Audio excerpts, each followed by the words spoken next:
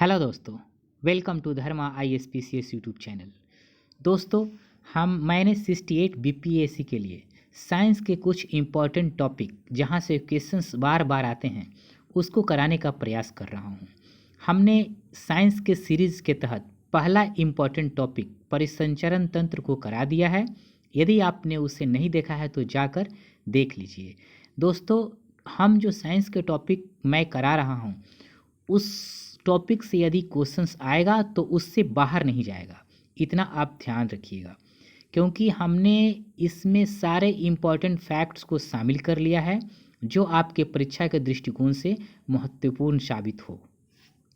चलिए दोस्तों, दूसरा जो इम्पॉर्टेंट टॉपिक है पाचन तंत्र, इसको हम लोग अच्छे से करने का प्रयास करेंगे। चलिए शुरू करते हैं। पाचन तंत्र, भोजन का पाचन मुख से प्रारंभ हो जाता है। दोस्तों, आपसे क्वेश्चन पूछेगा कि भोजन का पाचन कहाँ से शुरू हो जाता है, तो मुख से शुरू हो जाता है। मुख में लार ग्रंथियों से निकलने वाला एंजाइम टाइलिन भोजन में उपस्थित मंड को माल्टोज शर्करा में अपघटित कर देता है। फिर माल्टेज नामक एंजाइम माल्टोज शर्करा को ग्लूकोज में परिवर्तित कर देता है। दोस्तों, यहाँ दो पॉइंट इंपॉर्टेंट है। एक, जो टाइलिन है मंड को किस में परिवर्तित कर देता है, तो टाइलिन माल्टोज मंड को माल्टोज शर्करा में परिवर्तित कर देता है।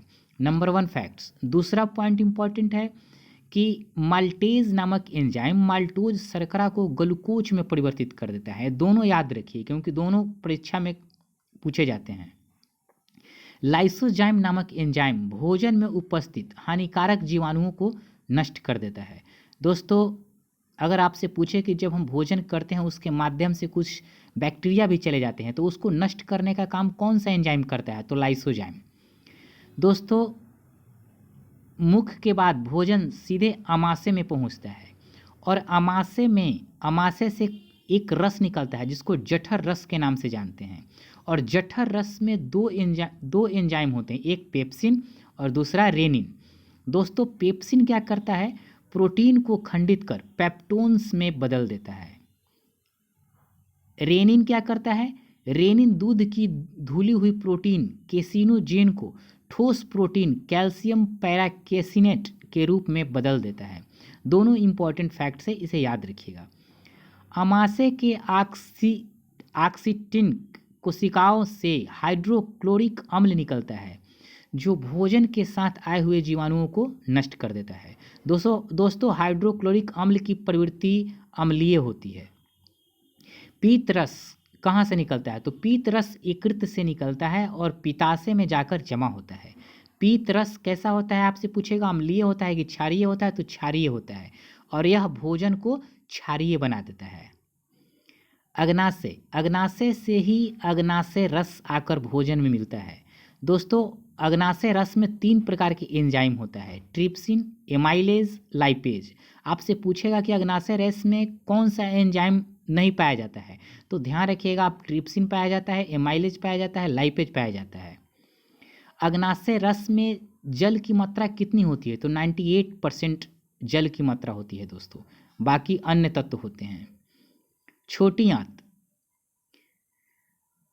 यहाँ भोजन के पाचन की क्रिया पूर्ण होती है। आपसे पूछेगा दोस्तों कि भोजन की पाचन की पूर्ण रूप से मतलब पूर्ण पाचन कहाँ होती है, तो छोटी आंत में क्रिया पूरी तरह से पूर्ण हो जाती है। दोस्तों, यही पचे हुए भोजन का अवशोषण भी होता है छोटी आंत में। दोस्तों, यकृत रक्त के ग्लूकोज वाले भाग को ग्लाइकोजन में परिवर्तित कर देता है और ज़रूरत पड़ने पर फिर इसको ग्लूकोज में बदल देता है। दोस्तों, आपसे पूछेगा कि ग्लूकोज को ग्लाइकोजन में कौन परिवर्तित करता है, तो आपका आंसर होगा यकृत। और जब इसी ग्लाइकोजन को ज़रूरत पड़ता है तो ग्लूकोज में बदल देता है यकृत। दोस्तों, भोजन में वसा की कमी होने पर यकृत कार्बोहाइड्रेट के कुछ भाग को वसा में परिवर्तित कर देता है। आपसे पूछेगा कि कार्बोहाइड्रेट के कुछ भाग को वसा में परिवर्तित करने का काम कौन करता है, तो यकृत आपका आंसर होना चाहिए।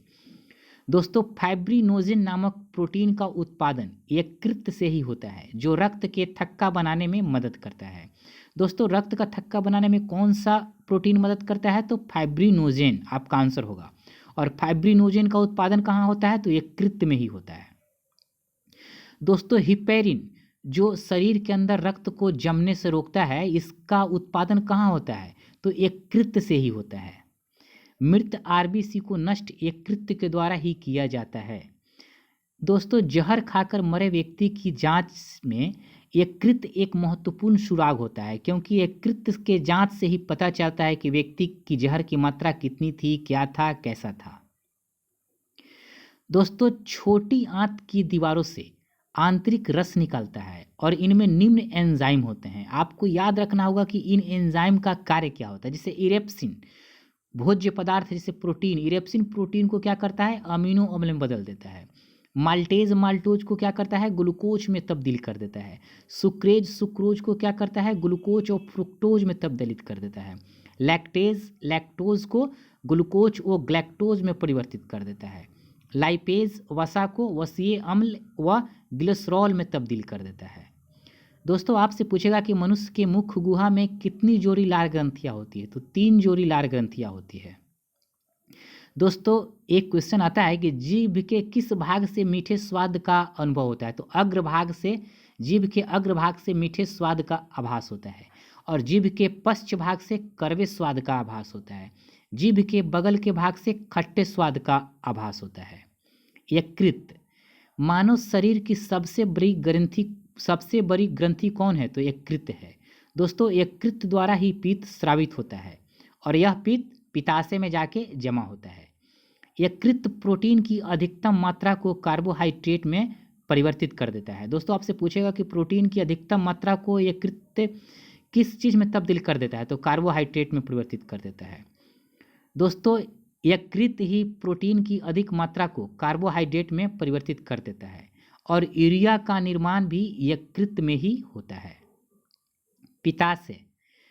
पित्ताशय से अगर क्वेश्चंस बनेगा तो यही 2-3 पॉइंट बनेगा। नाशपाती के आकार की होती है और यकृत से निकलने वाला पित्तरस पित्ताशय में ही जमा रहता है। पित्त में जल की मात्रा कितनी होती है? तो 85%। पित्त वाहिनी में अवरोध हो जाने पर कोशिकाएं शरीर से बिलरुबिन लेना बंद कर देती है। फलस्वरूप बिलरुबिन संपूर्ण शरीर में फैल जाती है, इसे ही पीलिया कहते हैं। दोस्तों अग्नाशय शरीर की दूसरी सबसे बड़ी ग्रंथि कौन है? आपसे पूछेगा तो आपका आंसर होना चाहिए अग्नाशय। अग्नाशय एक मिश्रित ग्रंथि है। दोस्तों अग्नाशय से ही अग्नाशयी रस भी निकलता है। इंसुलिन यह अग्नाशय की एक भाग लैंगरहैस की द्वीपिका के बी कोशिका द्वारा स्रावित होता है। दोस्तों इंसुलिन की खोज किसने किया था? तो इसकी खोज फ्रेडरिक बेंटिंग एवं चार्ल्स वेस्ट ने की थी। इंसुलिन ग्लूकोज से ग्लाइकोजन बनने की क्रिया को नियंत्रित करता है। दोस्तों आपसे पूछेगा कि इंसुलिन की कमी से क्या हो जाता है? तो इंसुलिन की कमी से मधुमेह, जिसको डायबिटीज़ या गांव के भाषा में चिनिया रोग भी कहते हैं, नामक रोग हो जाता है। दोस्तों क्वेश्चन से पूछता है कि एंजाइम क्या होता है? तो एंजाइम मूलतः प्रोटीन होता है और पचे हुए भोजन के ग्लूकोज एमिनो अम्ल रुधिर कोशिकाओं में अवशोषित होकर रुधिर में मिल जाते हैं। दोस्तों यदि पाचन तंत्र से कोई भी क्वेश्चंस आएगा तो इससे बाहर नहीं जाएगा। आप इसको अच्छे से याद करके आत्मसात कर लेंगे और साथ ही साथ मेरे चैनल को भी आप सब्सक्राइब कर लीजिए। दोस्तों ठीक है दोस्तों, थैंक यू वीडियो देखने के लिए।